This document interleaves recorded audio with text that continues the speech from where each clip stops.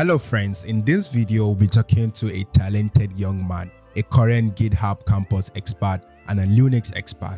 We'll be diving into his journey and his successes and how he's able to balance his study and leading tech communities. It's definitely an exciting ride, and without any further ado, let's get into the video. Ayush, welcome to the chat. Thank you for having me.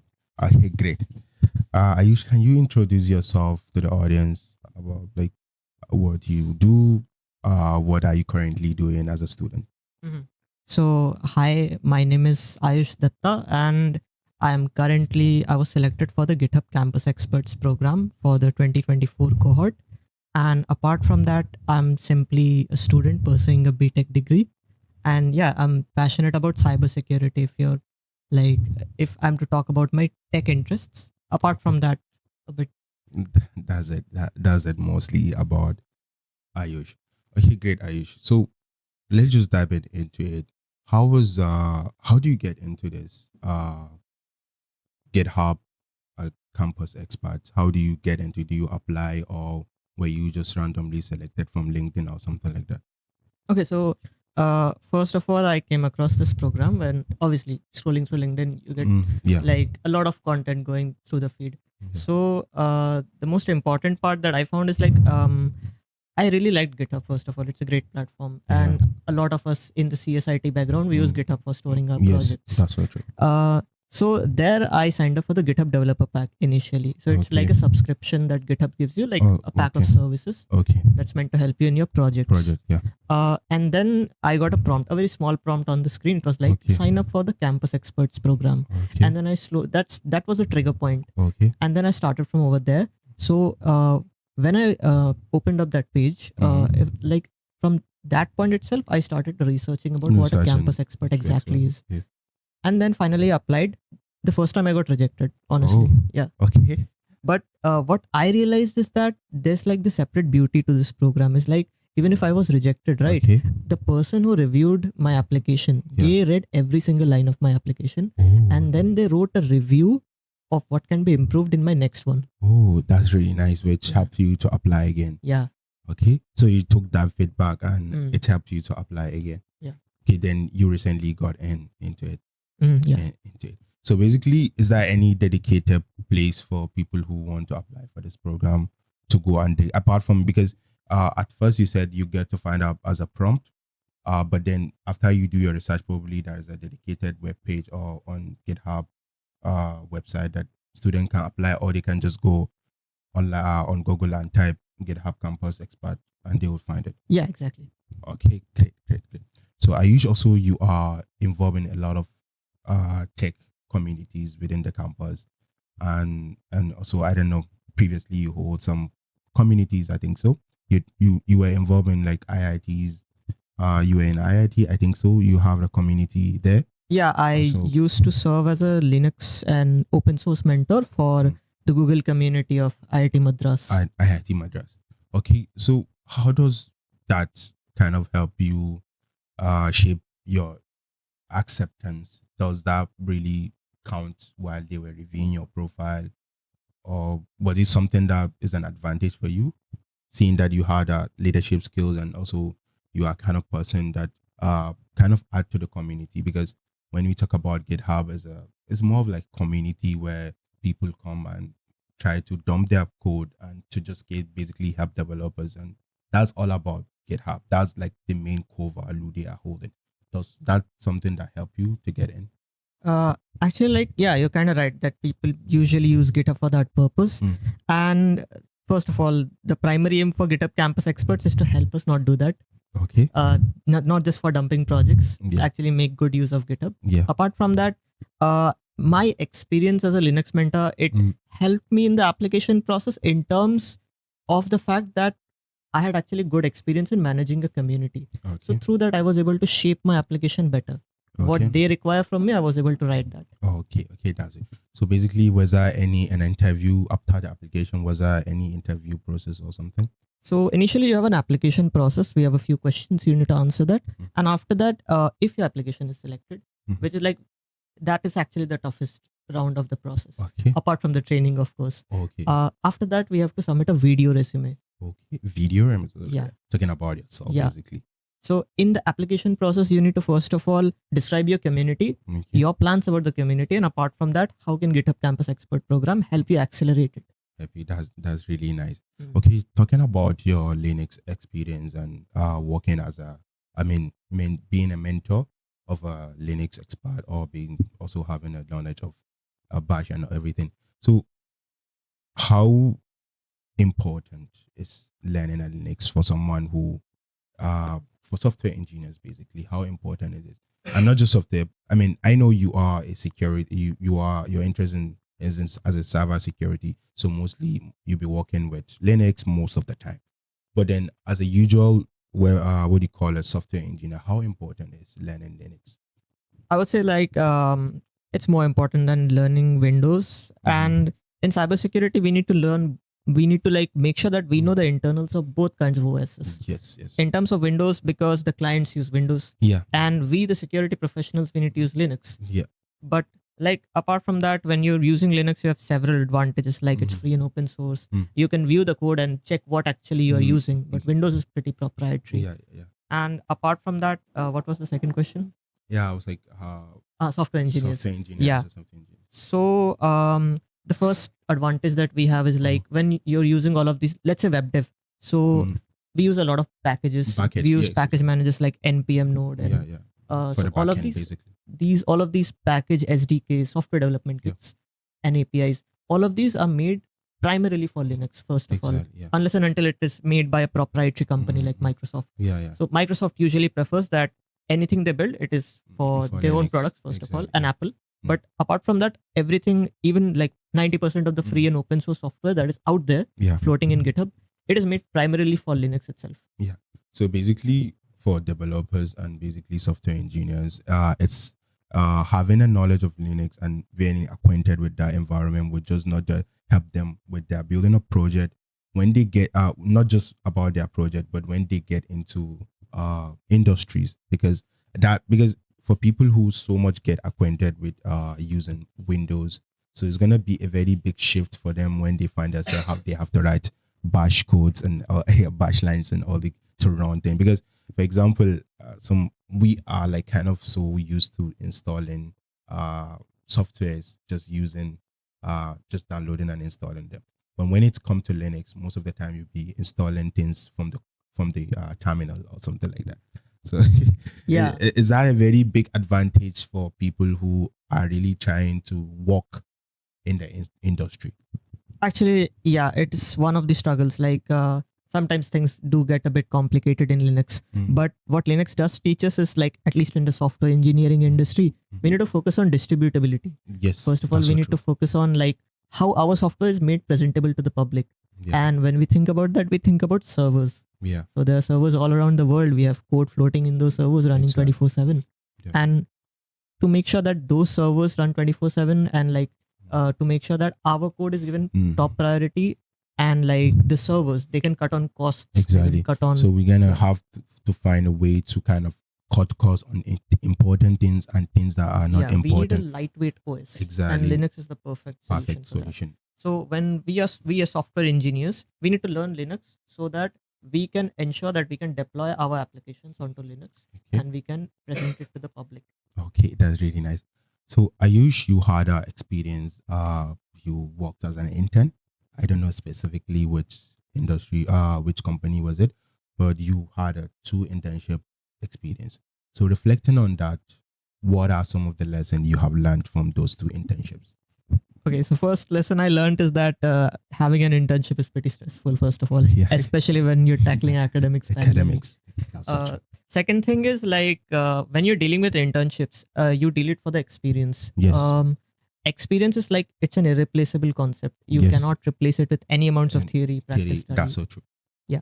So that's another thing I learned. Third, I learned how to work in a team, how to set up stuff like Jira, how to manage GitHub organizations, how to work in teams on a single code base, how to read others' code and understand them and then improve on it. Exactly. And also how to comment on them and basically to communicate your code more better and clearer.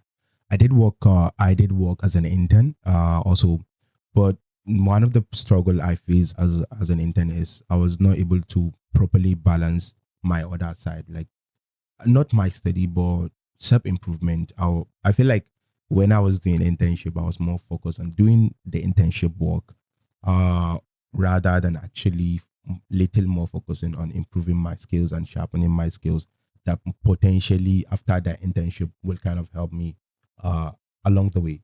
But is it a challenge also you face? Yeah, it is a common challenge I've heard most people have this. So what I later on understood from this is that internships are not like about how much new skills you can learn. It's more about reinforcing your existing skills and improving those, and maybe like learning 1 to 2 few micro skills in the process. Yeah, nice. Ayush, one of your internships, I said you got an internship before even joining the university. I think so. No, it was all after joining. It was all after joining the university. Okay, cool. So how do you get those internships? Was it all about LinkedIn, or do you get some recommendation? What is it? It's actually about just talking to people. So not just on LinkedIn. I do try to talk to people out of LinkedIn as well, whether it be communities on Discord, whether it be like student chapters in other colleges. So the more you talk, the more you get connected with more people, and then you start pitching yourself to the people. Okay, cool, I have this skill, I'm doing this, I have done this. And then I'm like, can we schedule a call? And then we talk on the call, and then it flows from there. I feel like one of the biggest thing we as a software community or software engineering community is that there is always a very good communities. Whatever you are doing, whatever specialization you have, and whether data science, machine learning, cybersecurity, there will always be some people who are there that they are always kind of learning hard, because that is how it all began, because that's why we are having open source communities, because they are people who are willingly, without getting any money paid, or like they are improving or writing code. That's why we are having things like a lot of tech that are open source basically. Okay, so you got internship basically from communities and all that kind of stuff, and I also noticed from your profile you are a very good contributor as an open source. So how do you contribute to open source, and how does that help you in your adventures of getting internship, and basically how does that help you in sharpening your skills? So when we are dealing with open source projects, especially, and when we learn how to contribute to open source, that is actually more or less the similar workflow that we experience in actual companies. Okay. So if we can understand the entire workflow of how we are submitting code, how it's being reviewed, all of that happens in companies as well, but in a different style, in more like a proprietary sense. Apart from that, if we have open source contributions in our portfolio, especially our GitHub, then that might reflect on your portfolio that how software development works in teams. Exactly, that's so true. Because it's really important, because those what do you call it, open source people, like you have to write code and get a review from the teams. Then after that, then they will going to add your code right into their program. Basically, that's what. So how do you get to select project or project that you want to write code on, or contribute on? Basically, there are a lot of websites for something called good first issues. So you search it up. If you search it on Google, then they will have like 1 to 2 websites pop up with goodfirstissue.com.in.edu something, and then we click on it. So it's basically new projects or existing projects on GitHub or any other Git service like GitLab, Bitbucket, any of that. Not really Bitbucket, sorry, that's proprietary. So let's just consider GitHub for this case. In here, we have a list of projects that actually want contributors. And what is a good first issue? First of all, it's basically a problem with the current project that they need help with, but beginners who don't know anything about the code can get started with when it comes to contributing to that code. So let's say we have one specific project and it has a good first issue. So a good first issue is basically the problem that I mentioned. Maybe there's a problem with documentation. So what I'll do, I'll take up that issue. The maintainer will check, this guy wants to work on it. And then they'll assign the issue to me. And then I'll work on it. I'll push my changes. The maintainer will check, he has done these changes. are these changes valid? Are these changes serving the purpose of the project that is existing over there? And if I should merge it or not. So after all these checks, whether automated, whether manual, all of these are done, then your code gets added to the spine of the project, the main branch. Exactly. And after it is done, that is an open source contribution for you. Yeah, okay, which is a very good thing for your profile. Okay, talking about GitHub also, basically we are moving towards the trend that the recruiters don't necessarily they will not be looking at resume again, especially for software engineers. They will most probably be looking at your GitHub. How much are you how much are you contributing to your own personal GitHub? Like, how much code are you writing per day? Because I feel like that does not just show how good are you, it shows how disciplined are you to be able to contribute. Maybe if you are consistent contributing to your GitHub, it shows a lot about your personality as a software engineer, or not just a software engineer, as someone in tech updating your thing. So how important it is for getting internship in the future and also getting jobs, basically. So what I've realized, and I mean, I didn't really realize it, but what I focus on, that is like my personal philosophy. I tend to do a lot of things for fun itself. So if I'm building a GitHub for myself, like my own GitHub profile, you'll see it's like very colorful. It's not really professional. Like I can't really present it in a business meeting. It's really, really casual. And I build projects mostly for fun. It's not like if I don't build this project, this won't help me in like developing my skills. If I find it fun, I'll work on it and I'll put that on my repo. And apart from that, recruiters, what I've realized is that they don't really look at the number of like your activity in GitHub, like how green is your contribution graph. They don't really look at it. They look at the quality of contributions, your activity on GitHub, like exactly which projects are you contributing to, what kind of contributions you're doing, and if those contributions are actually valid. Okay, so basically it's not about how green your what do you call your GitHub repo is, because easily you can just go and make some 1 or 2 changes within your repo and you're gonna have that. And most probably the recruiters will think that maybe you have been writing code a lot. The real recruiters know what kind of contributions you're doing, and if they spot it, you're a red flag. Yeah, okay, that's great. So it's more of like, it's really important to work on project and all that kind of stuff. Okay, so in a case in which someone is not able to get an internship, what are some of the things that he can do to stand out? Maybe in getting a job. I know maybe probably maybe there's not a question I should ask, but then still, I mean, you have worked in the industry and you have had an internship experience and all that kind of. What are the things you think recruiters look for? I mean, apart from the internship. First of all, recruiters look for how different you are from others, primarily, because everybody are doing the same stuff. And what special thing do they see in you? So you need to work on that. Apart from that, if we are concerned about portfolios, then obviously we have the usual portfolio website, LinkedIn, GitHub, all of that. And then how good you are at, obviously, academics. That's also very important. Then your experience. And after that, your skills, tech stack, all of that. But what they realize or what they want in you is like, are you finding fun in what you're doing? Exactly. If you're not enjoying your work, exactly. then they won't really. Exactly.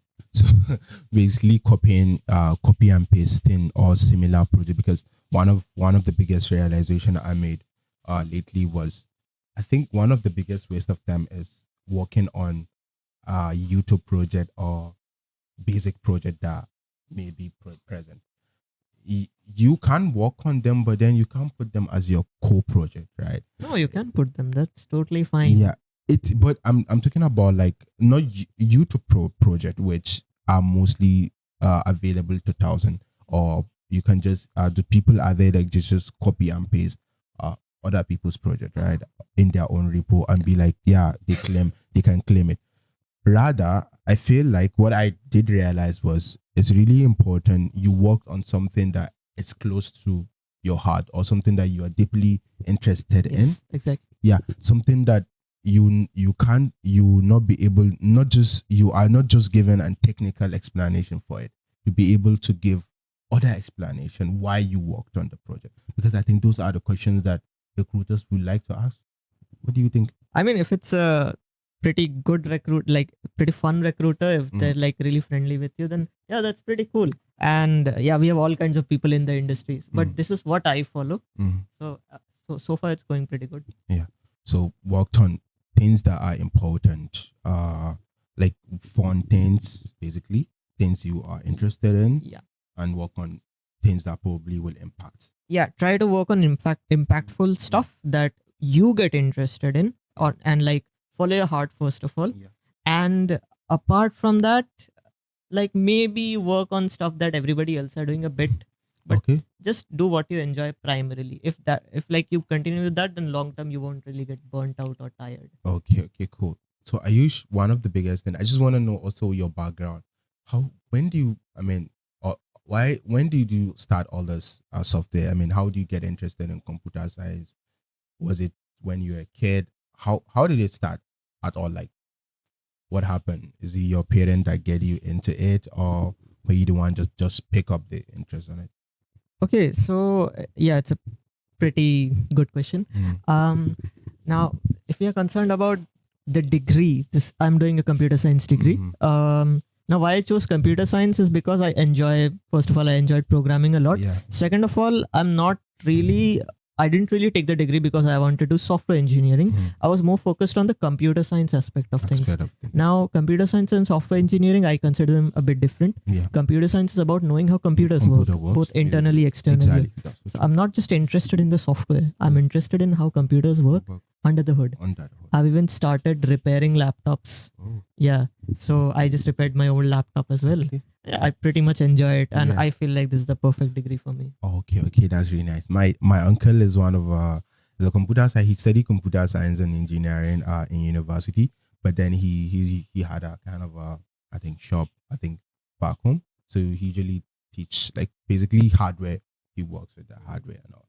I never got a time to work under him, but then hopefully I think it's a very cool experience, because sometimes when it's satisfactory when you are able to fix your things, or maybe at your home and something gets well, it's like, yeah. I mean, yeah, it's more like a backup option as well. Like, let's say I didn't get a job, God forbid that. Yeah. But if I didn't get a job, then I can set up my own computer repair shop. I can earn a stable living out of it. Yeah, I mean, seriously, let's be honest. Talking about this also, I mean, we are having, in a perspective of India and also comparison to Nigeria. So one of the biggest thing I did realize is that in India, the software, the engineers, basically the engineers supply is higher than the demand. I don't know. So hence, that is a very big competition, right? And for those that are not able to maintain or keep their self updated on the trend that is going on and keeping their skills fresh, they get kicked out, right? In India. That's the realization I made. While in terms of Nigeria is one of the biggest countries, 7th most populated country, and the biggest country in Africa, basically. There is little shortage in the supply of engineers, basically. Like in Nigeria, like, I don't know, especially from where I come, so there is little supply of the engineer, while the demand is kind of high. Like the demand of supply, because people are looking for talent that they will be able to develop smart techs, and I mean a lot of stuff that people are there. So how challenging is it? Can people really rely on going towards the job route, or can they just badge and look, I can be a freelancer, or I can even start my startup? What is the best thing you think? Honestly, like if you enjoy a job, that's fine. If you enjoy a startup, pick a startup. If you enjoy doing freelance, that's fine as well. But first of all, apart from enjoying the things, let's just focus on like if you're earning a stable income as well. So if these two factors cross out or check out, then you're free to choose anything you want. Okay, so it's all go back to your own interest. It's all on your own. Okay, that's cool. So you are an Indian, basically. I don't know why. But then I just want to ask you also, for someone in Nigeria or someone that is looking to find a mentor or some guidance, basically, because he or she was confused of what tech path they should choose. Basically, because here we have people saying that AI is a booming thing. People are saying cyber security is. I mean, literally, there's so much of opinion and so much of information that are not filtered out there. So, how can they? What is one advice will you give them to say that okay, this is what you have to select? See, I would really suggest getting involved in communities, whether it be local tech communities, global communities. As a GitHub Campus Expert, our role lies in helping out tech communities or helping out communities who actually want to get like familiar with how technology works. So that is our purpose. We want to help out people, and that is also what was involved in my application, and that is also how I started in IIT Madras as well. I wanted to help out people. They usually have this subject called Linux and system commands in their BS degree course. So there they have to learn how to use Linux so that they can make projects on that platform itself. So they needed help with that, and a lot of people are facing issues. They were crashing the laptops, and they had to like storm the repair shops, and it was all chaos. So me and my friend, we grouped together, and we used to like sit on video calls and help them out. It was like around for a month, and then I got selected as a mentor over there, so that I can help everybody out. So I formed a Linux community over there. It's still going strong, around 600 people currently, and it's a very active forum. People tend to share everything, even not just Linux. They talk about Mac OS, they talk about embedded stuff, they even talk about hardware. So yeah, which is a very cool thing. We need to make people in groups interested about one particular thing, and then we need to like assign mentors so that we can help them. Exactly. Yeah. So basically, for someone who is looking and he's having so much of information online saying that this tech part have more package and all that kind of stuff, first is to see what is the available things within himself, and most probably start sharpening his skills, right? Get him sharpening your skills, and also see where are some of the places you truly have an interest in, and most probably also maybe look at your strength. Are you a person who really, because I mean, when we talk about tech, people came to think that look, it's just about writing code. It's just all about writing code. But I feel like it's, to be honest, being there, I feel like it's far from the reality. Yeah, it's not just about code, it's about everything, especially if you're talking computer science at least. We're not just talking about software, we're dealing with hardware as well. And yeah, I'd not like to switch over to the electronics stuff over there. But like I see videos on YouTube, they're making entire computers in Minecraft itself. And they have studied computer science, not as a degree maybe, but they had a passion in doing it. So yeah, it's not just code, but yeah, code helps a lot. Yeah, of course, code help a lot, but also it's more of like solving problems, right? I feel like it's about more of like solving problems, picking up a problem, because when you look at it, the whole big companies, whatever, how big it is, right? Those guys are always working on a specific problem, right?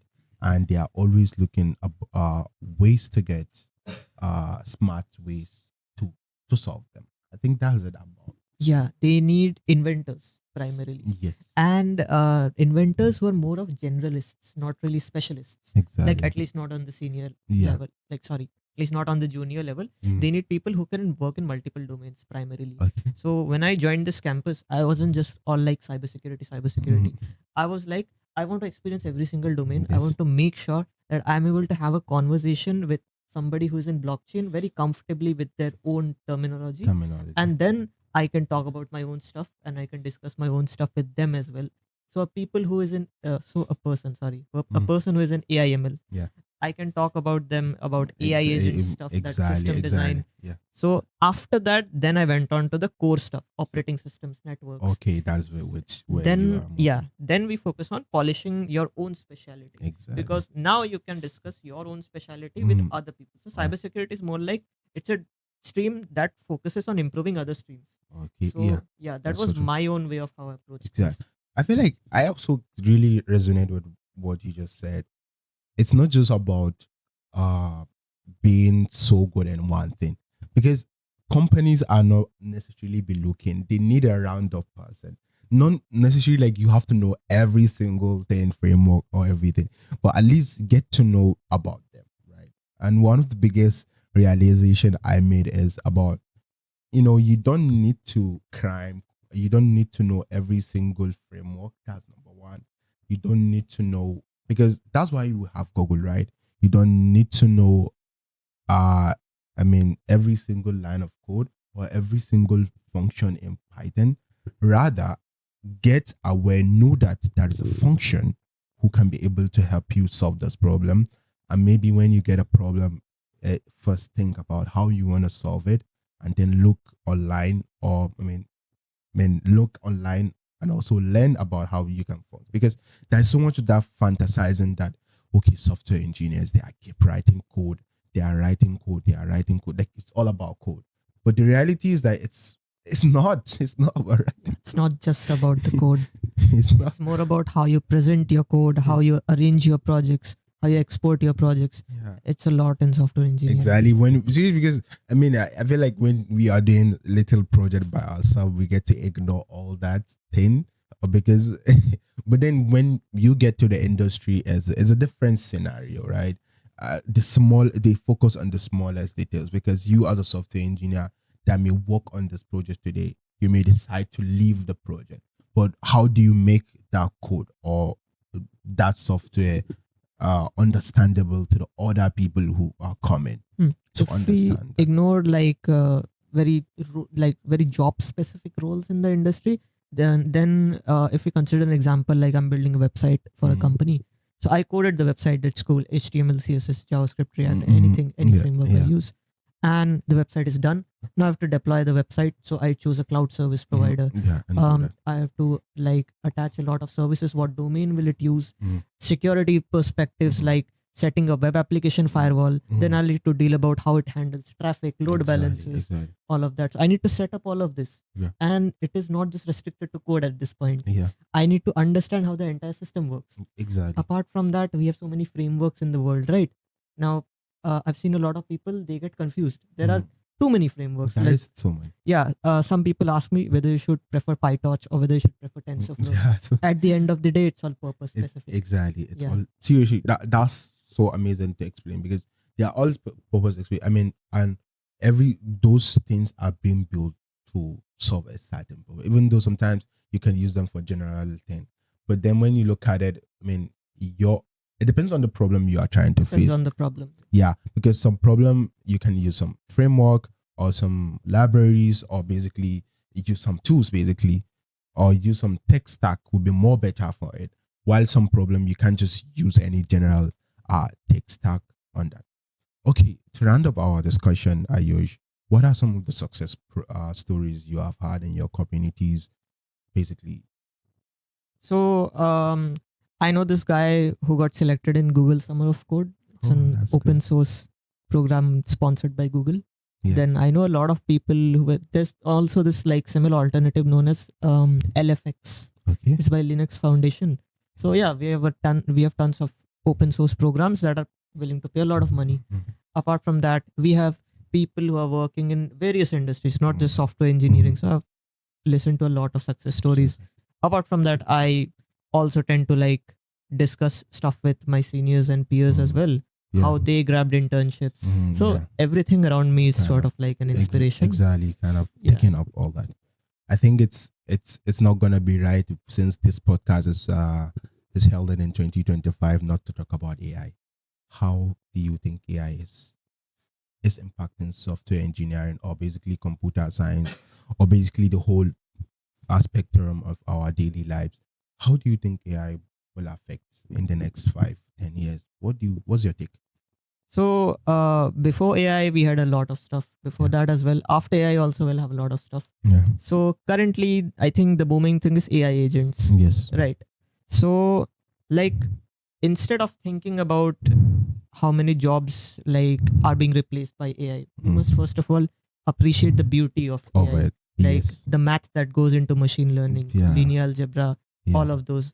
So even though this time is like simplified for us, we can just drag and use like functions and just execute them without really thinking of what's going on. And we need to stay updated with everything, right? Especially in the security industry is what I've like read from my LinkedIn feed. Yes. So every single day, new threats keep on coming up, new vulnerabilities keep on coming up. So we need to not only be familiar with all sorts of technologies, we need to be familiar and predict what new technologies are coming the next day. Yeah. And when we are concerned about AI, we should be well aware. Okay, what next technology will come after AI? There'll be in the boom, and like how can we prepare for that? How can we prevent? How can we secure those products? What these products are actually made of? So I don't really consider AI as like a very very revolutionary thing. It's just like everything comes into a boom at one point. And we should take it. But it just stays. It doesn't really disappear. It's not gonna I don't think AI will disappear any soon. It's rather than more of like, how we perceive it and how we use it. Yeah, it's totally dependent upon use. Yeah, on our own advantage and all that kind of stuff. And one question I had asked: do you think AI would take our jobs? Maybe. Or like, do you think AI would take our jobs? And also, what are the new standards that AI have made our jobs? Like, I mean, because of AI now, do you think companies are setting more higher standard for getting jobs? No, companies want more creative people because AI is automating on the boring stuff. And companies are also looking for people. See, I'm a student. I'm not really a recruiter, but I'll just tell you my own opinion over here. Yeah, exactly. If you don't mind. Yeah. So companies, I think, like what I realize is that they want people who are well familiar with how AI works, how to make use of AI to automate their own boring stuff, automate the company's boring stuff, and then work on their creative edge to build new solutions for the company. So yeah. So because I mean, one of the biggest threats and one of the biggest crazy stuff we had is Elon Musk, right? Elon Musk, almost 80% of the people in Twitter have been sacked, and people are be like, if this big giant company can rely on some small, employees, or maybe the 20% of the employees they are having. I mean, so what will happen to now when we are having a lot of AI agents? I mean, that is the threat that a lot of people are looking and be like, what is going to happen to our jobs or something? We need to adapt. So there's no escape over here. A while ago, before we had 3D modeling software, for example, before we had AutoCAD, so people used to build like at least engineering diagrams on like very big charts. That's so true. So everything was automated, but it didn't take their jobs. They just learned how to use AutoCAD. And now they are presenting that. Exactly. That's actually is a very good example to give, because previously architectures would be like they have to like design everything, but now they kind of adapt it, take the tools and use it for their own advantage, but that does not really take away their skills of the understanding of how things works, right? And seriously, that's the beauty of evolutions and things that keep coming and everything. It's about maybe taking them off and using them for our own advantage as human beings. Ayush, it's really nice chatting with you. I hope people take away some insight from this discussion of ours. And thank you for coming. Thank you for having me. Thank you for watching the video. If you like this video, make sure you subscribe to the channel, like, and share with your friends. And I will see you in the next one. Bye.